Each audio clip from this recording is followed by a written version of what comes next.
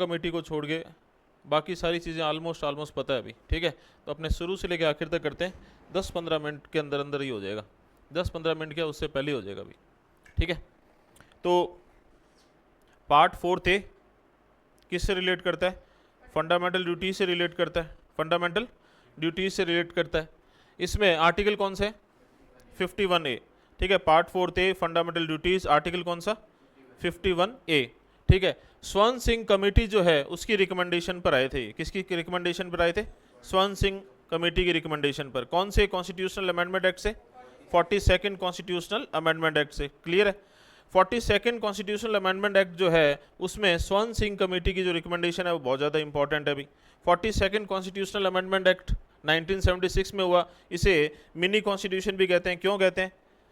क्योंकि इससे कॉन्स्टिट्यूशन में इतने ज़्यादा चेंजेस किए गए कि इसे मिनी कॉन्स्टिट्यूशन बोलते हैं, ठीक है। किसकी गवर्नमेंट के समय आया था? इंदिरा गांधी की गवर्नमेंट के समय, ठीक है। उस समय देश में क्या लगा हुआ था? इंटरनल इमरजेंसी लगी हुई थी। 42nd कॉन्स्टिट्यूशनल अमेंडमेंट एक्ट से 1976 में स्वर्ण सिंह कमेटी की रिकमेंडेशन पर पार्ट 4A नया पार्ट इस्टेब्लिश किया गया। इसके अंदर एक नया आर्टिकल इस्टेब्लिश किया गया 51A। और इनिशियली कितनी फंडामेंटल ड्यूटीज?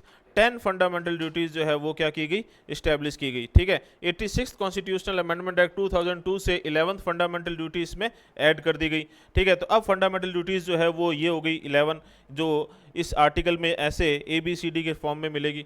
सबसे पहली फर्स्ट क्या कहती है अभी? देखो फर्स्ट सीधी सिंपल सी बात है, कॉन्स्टिट्यूशन खुद की बात करेगा कि भाई मेरा और ये दो मेरे दोस्त हैं। कौन है ये दोस्त? National anthem and national flag, इनका क्या करो? रेस्पेक्ट करो, ठीक है। अगली चीज सेकंड में क्या बोलेगा? हम जिसकी वजह से उसका रेस्पेक्ट करो। किसकी वजह से? हम नेशनल मूवमेंट की वजह से। तो नेशनल मूवमेंट के जो आइडियाज हैं उनको अपनी लाइफ में क्या करो भाई? एक तरीके से इंप्लीमेंट करो, अपनाओ उनको, ठीक है। थर्ड के अंदर क्या कहेगा? थर्ड के अंदर क्या कहेगा? ये कहेगा कि इंडिया की देश की 3 चीजों को प्रोटेक्ट करो। किनको? Sovereignty, unity and integrity, 3। चौथे में कहेगा अभी कैसे करो? अपने पूछें कैसे करो, तो ये चौथे में अपने को आंसर करेगा। चौथे में कहेगा बाय या टू डिफेंड द कंट्री, कि कंट्री को क्या करो? डिफेंड करो। और सुबह 4 बजे भी अगर आपको देश सेवा के लिए हाजिर हो जाना पड़े, ऐसे याद कर लो, सुबह 4 बजे भी आपको देश सेवा के लिए हाजिर होना पड़े तो हाजिर हो जाओ, ठीक है। क्या है ये? नेशनल सर्विस से रिलेटेड है ये। फोर्थ क्या है? नेशनल सर्विस और प्रोटेक्शन या टू प्रोटेक्ट द कंट्री, ठीक है। पांचवा क्या कहता है अभी? भाई इस तरीके से अपने कहें कि बंद मुट्ठी की तरह, एकता यूनिटी की तरह रहो। तो इसमें किसकी बात हुई है?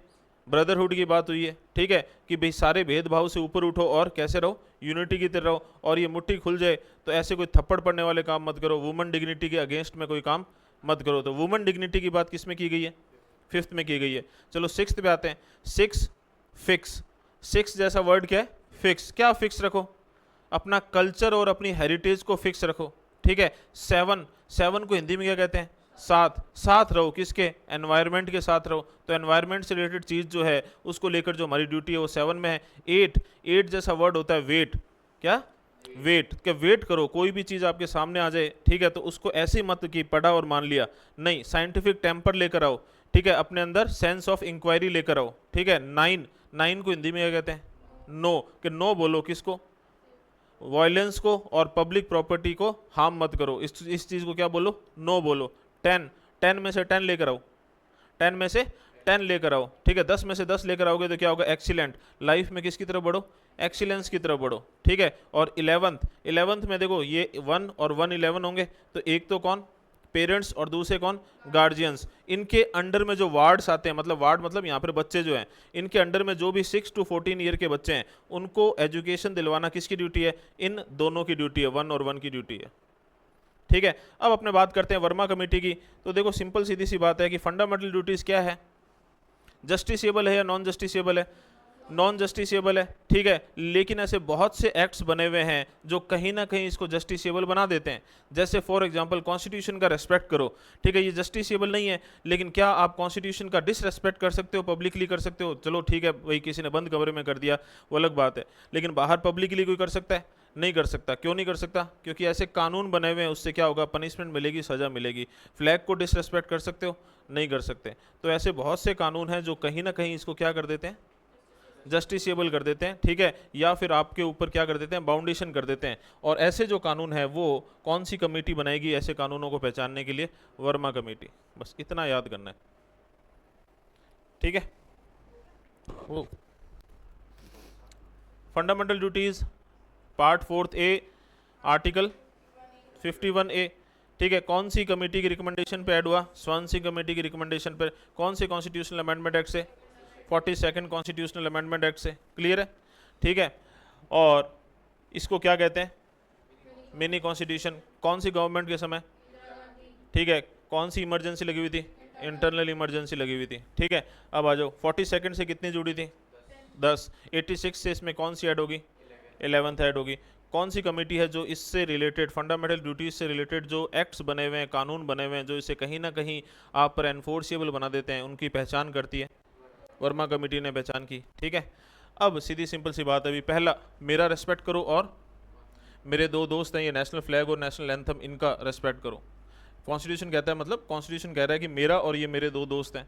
फिर सेकंड में कहता है हम जिसकी वजह से हैं, कि नेशनल मूवमेंट नहीं होता तो हम भी नहीं होते, तो नेशनल मूवमेंट का रेस्पेक्ट करो, ठीक है। तीसरा, देश की 3 चीज़ों का, कितनी? 3 चीज़ों को प्रोटेक्ट करो। कौन कौन सी? इंटीग्रिटी, सोवरेनिटी, यूनिटी और इंटीग्रिटी। इसके बाद में, सॉरी चौथा आएगा इसके बाद। इसके बाद में इसके अंदर क्या है कि हम पूछें कैसे करें, तो वो सीधी सी बात है भाई, टू डिफेंड द कंट्री और रेंडर नेशनल सर्विस। सुबह 4 बजे भी अगर आपको देश सेवा के लिए हाजिर होना पड़े तो हाजिर हो जाओ। 5वें में ये कहता है भाई, बंद मुट्ठी की तरह, यूनिटी की तरह रहो, और कोई ऐसे काम मत करो कि आपके थप्पड़ पड़ जाए, तो भाई वुमेन डिग्निटी के अगेंस्ट में कोई काम मत करो। 6 फिक्स रखो, क्या फिक्स रखो? कल्चर और हेरिटेज, ठीक है। 7 साथ रहो, किसके? एनवायरनमेंट के। 8 वेट, कि हर चीज़ को ऐसे ही मत मान लो, अपने अंदर साइंटिफिक टेम्पर लेकर आओ, और क्या लेकर आओ? सेंस ऑफ इंक्वायरी लेकर आओ, ठीक है। 9 नो, नो बोलो किसको? वायलेंस को और पब्लिक प्रॉपर्टी के नुकसान को, ठीक है। 10 में से 10 लेकर आओ, एक्सीलेंट की तरफ बढ़ो अपनी लाइफ में। और ये 11 है, ठीक है, तो एक कौन? गार्जियन, सॉरी पेरेंट्स, और एक कौन? गार्जियन। इनकी ड्यूटी बनेगी, क्या ड्यूटी बनेगी? 6 to 14 ईयर्स के बच्चों को क्या करवाए? एजुकेशन प्रोवाइड करवाए।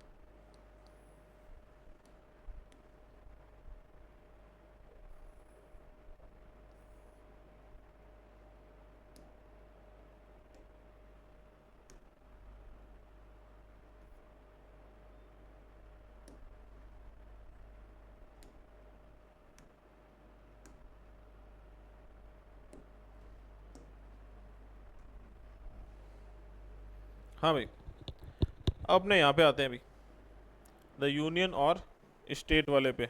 बस अपने को आज ये केवल आर्टिकल्स याद करने हैं, उसके बाद अपने मैथ पे चलेंगे।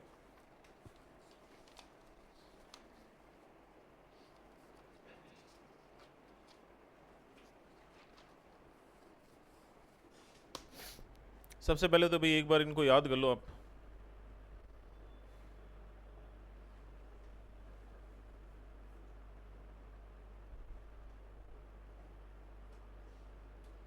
इसका स्ट्रक्चर पूरा।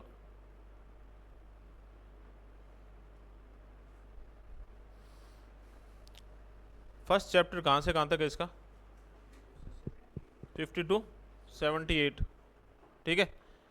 और वो शुरू होगा 152 से, मतलब पार्ट शुरू होगा। ये कहाँ से शुरू हो रहा है? 52 से। वो पार्ट कहाँ से शुरू होगा? 152 से। यहाँ 52 क्या है? There shall be a president of India, ठीक है। दो चार चीज़ें ध्यान से सुनना भी, याद हो जाएगी चीज़ें। ये इस पार्ट में क्या लिखा हुआ है? चैप्टर फर्स्ट क्या है? एग्जीक्यूटिव। एग्जीक्यूटिव में फर्स्ट आर्टिकल कौन सा है? 52, there shall be a president of India. फिर अपने ऐसे लगाएंगे यार, फिर तो 152 होना चाहिए, there shall be a governor of India, governor of every state. लेकिन ऐसा नहीं है, यहाँ 152 ये बात नहीं बोलेगा। क्यों? क्योंकि वो जम्मू कश्मीर और उससे रिलेटेड बात में चला जाएगा, ठीक है। तो इसका मतलब there shall be a governor in every state कहाँ लिखा हुआ है? 153 में लिखा हुआ है। ये ध्यान हो गया सबसे पहली बात, ठीक है। ये कहाँ ख़त्म हो रहा है? चैप्टर फर्स्ट 78 पे ख़त्म हो रहा है ना। 78। अब 7 में से 1 माइनस करना और 8 में से 1 माइनस करना, और माइनस कितना किया? 1। उसको इधर रख दो, 178 हो गया। वो 167 पे ख़त्म हो रहा है। किस पे ख़त्म हो रहा है? 167 पे ख़त्म हो रहा है, ठीक है। तो ये 52 से 78, ये 153 से 167। तो ये याद कर 167, ठीक है। तो कैसे? 78 में से 1 माइनस गया, 7 में से 8 माइनस 8 में से -1 किया, कितना बच गया? 67। अब माइनस कितना किया? 1, तो इसको उधर रख दो, 167, ठीक है। ये क्या है? 123, ordinance making power of the president.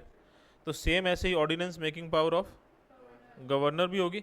वो 213 सफल कर दो, 12 को, 12 को क्या कर दो? सफल कर दो, जगह बदल दो, 213।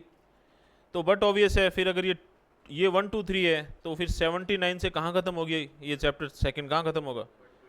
122 पे ख़त्म होगा, ठीक है।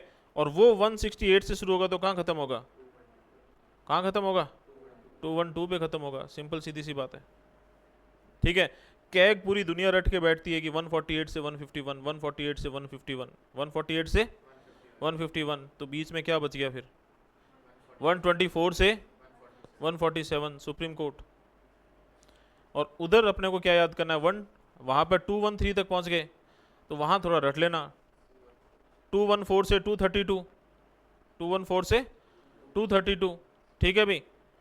और ठीक है भाई, 23 में 2 जोड़ोगे 25 आएगा। वैसे भी 23 में 2 ऐड करोगे कितना आएगा? 25। तो हाई कोर्ट 25 ही है, 25 ही है ना, ठीक है। और 233 से 237। ये सबसे पहले तो स्ट्रक्चर याद कर लो एक बार दिमाग में याद करो एक बार।